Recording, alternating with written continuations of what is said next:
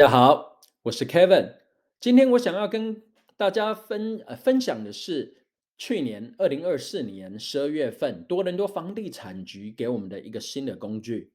那这个工具基本上就是给我们这些房地产经纪来使用，可是我想要把它介绍给大家，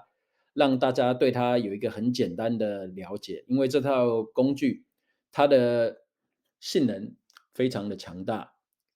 它提供这套工具是以数据为主的。好，废话不多说，我马上来介绍。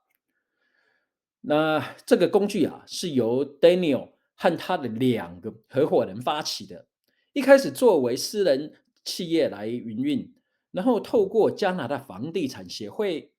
（CREA） 和 TREP 多伦多房地产协会的公开数据，为市长提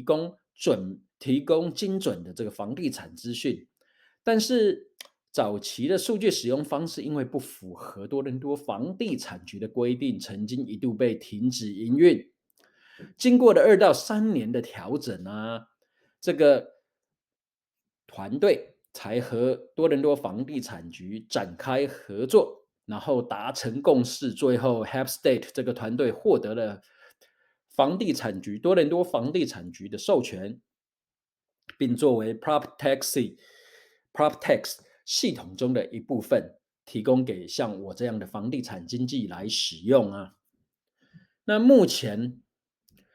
Hepstate 提供及时的市场数据，它涵盖了特定地区的销售价格、销售量、物业类型。这不仅让房地产经纪可以提供更有价值的市场分析，还可以提升为买家、卖家、房东、房客服务的水准。同时 h e p s t a t e 这个自定义功能呢，允许像我这样的地产经纪来设计地图的边界，并为特定的公寓楼生成详细的市场活动报告。我一会会给大家做个很简单的展示。那多伦多房地产局的首席执行官 John 表示 h e p s t a t e 随着时间的持续发展它的功能也会更进一步的加强。那包括了更多的市场统计、趋势分析以及整体物业的资讯。那更值得注意的是 h e p s t a t e 将在未来几个月，他们会进行网站的重新设计，引入更多创新的功能和设计，在进一步强化用户的体验。未来，我昨天有跟他们公司里面的人谈了一下，那他们是跟我说，未来非常可能就是会把这个 AI 人工智能的技术也整合到整个他们的这个网站里面去，那也会可以做的人工智能的这个网站技术也可以做这个 CMA，CMA 一般就是像我们来呃预测来分析这个房子价值多少钱，我们一般都是会拿其他类似就附近类似的房源成交的房源来做比较，进而去分析。那这个是都是用手动的。那一旦呢，他们加入了这个人工智能的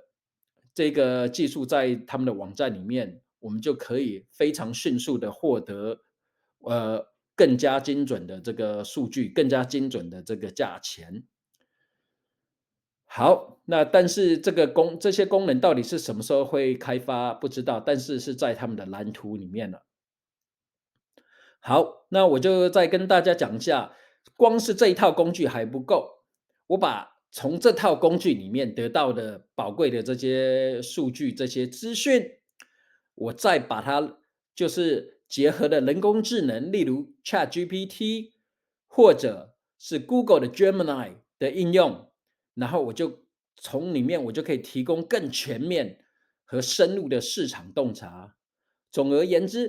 言而总之 h e p s t a t e 是一款专门为加拿大房地产经纪人士、专业人士设计的数据分析，还有视化的平台。然后借由强大的这个数据功能，还有人工智能的这个辅助我就是可以为各位朋友提供更有效率、更有呃怎么讲呢？更有用的这些资讯，来帮助各位朋友了解目前多伦多房地产市场的情况，甚至乎可以做出更加精准的这个预测。那我很快跟各位朋友介绍一下这个网站，呃，不会花各位太多时间的。这个网站主要是以4个部分合成的，一个是 Customer Chart，来这个还有 Past Transaction、Active Listing、Market Insight。我们就这个刚刚就是自定义的这一个图形，我们可以在这边做自定义的图形。我很快跟各位解释，因为你们不是地产经纪，不太需要用到这个。可是我让你们了解一下，我们一般是怎么样获得资讯的。可以做，这边可以选择是要买卖，或者是出租。然后我们可以选择各种房型，独立屋、半独立屋、公寓，或者是有管理费的 townhouse，没有管理费的 townhouse 等等。那我们可以试试看选择，就是说，独立屋。那这里我们可以选择多伦多，我就选择了全部的多伦多。多伦多它是包括了很多详细，可是我就直接用全部的多伦多在里面。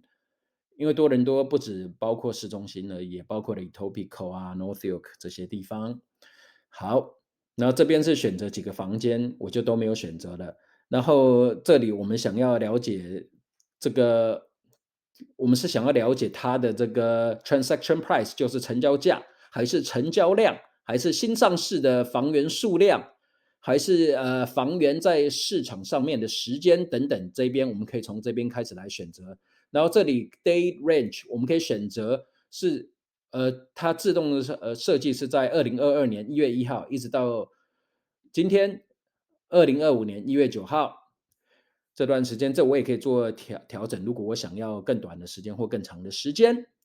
那这一些比较细这些地方我就不给大家看了，因为这会浪费大家太多的时间。然后刚刚我们看的这个4个组成这个网站的地方，它现在在这里了。第二个就是成交的记录 past transaction，这功能我非常喜欢的是，我给大家看一下，它就是说2024年1月1号到2025年1月3号，然后你看，它就说全部这 property type，如果我选择独立屋，那就可以看得到。我先选择全部的房源好了。好，这全部的房源，它就是说在这段时间呢，独立屋成交的百分比是56.38%，公寓的成交比例是16.53%，然后以此这样，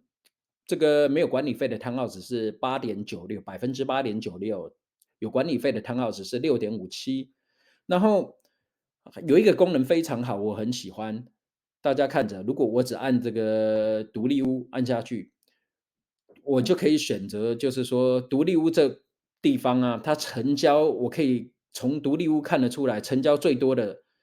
是在什么价钱？成交最多的就是在这2个地方。等一下，我再选择多伦多好了，就刚刚我们选择的。好，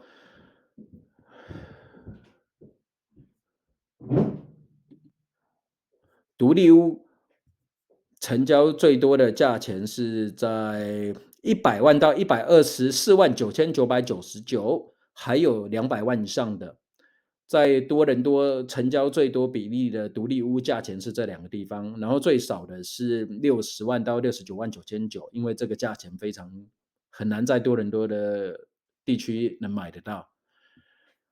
从这边我们就可以看得出来哪一种物业最受欢迎。好，那我就很快再到下一个 active listing，就是现在有在卖的房源，我们再一样调回独立屋好了，然后我调多伦多，然后是从2024年1月1号到2025年1月3号，这边就跟刚刚一样，可以看的，刚刚是成交的，这个是现在在上市的房源还没有成交的。然后最后一个这个我这里可以拿到很多的讯息，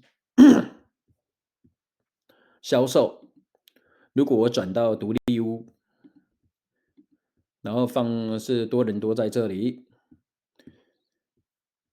大家可以看得到这边 KPI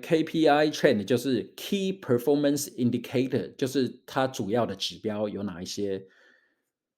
我们可以把这些图形都给下载下来，等一下我们可以用人工智能来进行分析，可以获得更多数量更大的资讯。那这是 compare location 可以选比较，例如是 Brent 跟 Brantford，你也可以比较多伦多跟 Mississauga 都可以。这边我就不花太多时间。那这里面呢，我其实非常喜欢的是在这里分析一个建筑一栋大楼，我这边它是用 One Bloor Street East 来做这个范例，我等一下也会用人工智能分析这一个部分给大家看。它是写 list，我也可以选择把它变成买卖。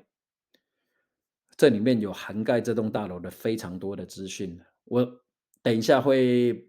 做一个 example，一个示范，然后我会把这些呃人工智能，我会用 Google Gemini 来做分析，分析出来的东西我会跟大家分享，这只是一个范例。那各位如果希望我能分析就是更 specific、更特定的一个地区物业，也可以私底下跟我讲，我也可以帮你们免费来做这些服务。好，那我就先不跟各位讲太多了，那就今天介绍这个 The Happy State 网站就到此为止。好，谢谢各位。